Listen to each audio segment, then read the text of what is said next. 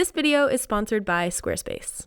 I've been testing the new iPhone 17 Pro's 4x and 8x zoom, and I was curious, how close is it really to shooting with an actual Sony lens? It's supposed to be a 100mm equivalent at f2.8 and a 200mm equivalent at f2.8, but as a photographer, I have to see how this holds up in the real world. So today, I'm doing a quick comparison. The iPhone 17 Pro at 4x and 8x versus my Sony a1 II with a 70-200mm f2.8 lens set to 100mm and 200mm focal lengths. Let's see how close they really are. Now, why the 70-200mm f2.82 G Master? Well, that's basically the same field of view you get with the Sony FE 100mm f2.8 G Master lens on a full-frame camera. So the new 100mm f2.8 macro G Master would have sufficed too, but this way we also get to compare the 8x zoom. And when you punch into 8x on the iPhone, it's roughly a 200mm equivalent, so it's kind of like using the 70-200mm lens zoomed all the way in. So you can see that this photo we just took of the bridge with the 4x zoom and the 100mm on the Sony side by side, the framing is almost identical. It's the same composition and it's the same field of view. But notice the difference in the background blur or bokeh. The iPhone has a much deeper depth of field. Look at the background. The Sony lens gives you that creamy bokeh, while the iPhone keeps much more of the scene in focus.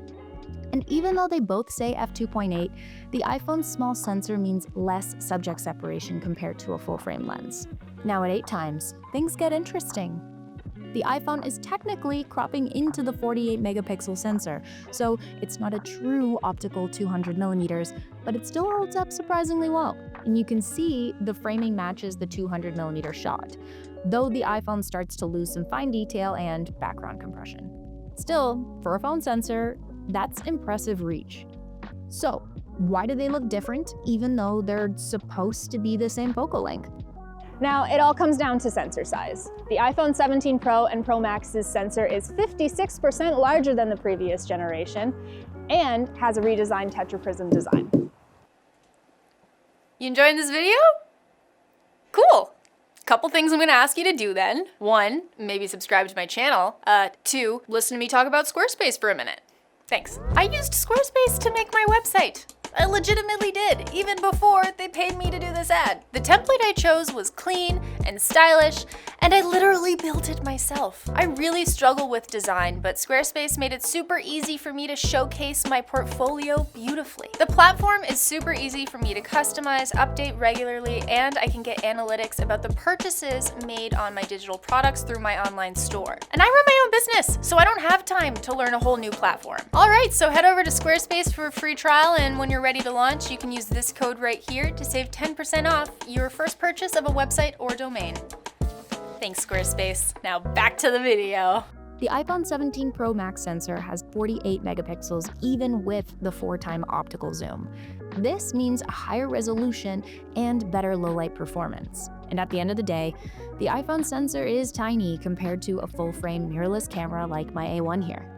And that means even though the focal length and aperture of the iPhone and Sony lens are quote-unquote equivalent, the depth of field is much deeper, so you'll get less background blur on the iPhone. At 8x, it's also important to remember that it's not a true optical 200mm. It's a crop of the main telephoto sensor, which results in a 12-megapixel image, not 48 megapixels, and is why the image looks flatter and loses a bit of fine detail compared to the Sony 200mm. And while both lenses are f2.8, the Sony's full-frame aperture physically lets in way more light, so in low-light situations, the Sony lens will perform better with cleaner shadows and smoother fall-off. So what's the takeaway? If you're a creator or photographer, the 4x lens on the iPhone 17 Pro really does mimic a 100mm prime, which is an amazing focal length for portraits and tighter compositions. The 8x gives you that 200mm telephoto look, but it's more of a crop than a true optical zoom. It's still wild that we're comparing a phone to a Sony G Master lens and getting this close. The 4x and 8x zoom are significantly improved over the iPhone 16 Pro Max. For a sporting event, still, wildlife, concert, or a beautiful fall day like today, it's fantastic quality to have available in your pocket. So the iPhone 17 Pro's telephoto, think of it as your pocket-sized 100mm f2.8 G Master. And for the 200mm, well, the 8x zoom gets you close. It's not perfect, but seriously impressive for a smartphone. So if you guys like this video, please give it a like down below, subscribe if you're not already, and hit the notification bell to get notified for all future videos, and I will see you in the next one.